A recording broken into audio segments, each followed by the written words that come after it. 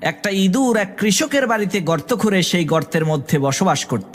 একদিন সেই ইঁদুর দেখতে পেল সেই কৃষক বাজার থেকে একটি ব্যাগে করে একটি ইঁদুর মারার ফাঁদ নিয়ে এসেছে। সেই কৃষকের বাড়িতে আবার একটা কবুতর, একটা মুরগি আর একটা ছাগল ছিল।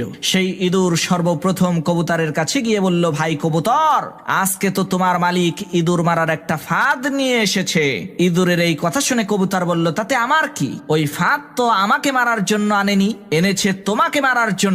এটা তোমার সমস্যা, তুমিই বোঝো। কবুতরের এই কথা শুনে সেই ইঁদুরটি নিরাশ হয়ে মুরগির কাছে যে ওই ইঁদুর মারার ফাঁদের কথাটা বলল। তখন মুরগিও এই একই কথা বলল, ভাই এটা তো তোমার সমস্যা, এর সাথে তো আমার কোনো লেনা দেনা নাই। মুরগির কথা শুনে সেই ইঁদুর আরো হতাশ হয়ে ছাগলের কাছে গিয়ে ওই ইঁদুর মারার ফাঁদটার কথা বলল। ইঁদুরের কথা শুনে ওই ছাগলটি হাসতে হাসতে বলতে লাগলো, ভাই তোমাকে মারার জন্যই আমার মালিক ওই ফাঁদ বাজার থেকে কিনে এনেছে, তাতে আমার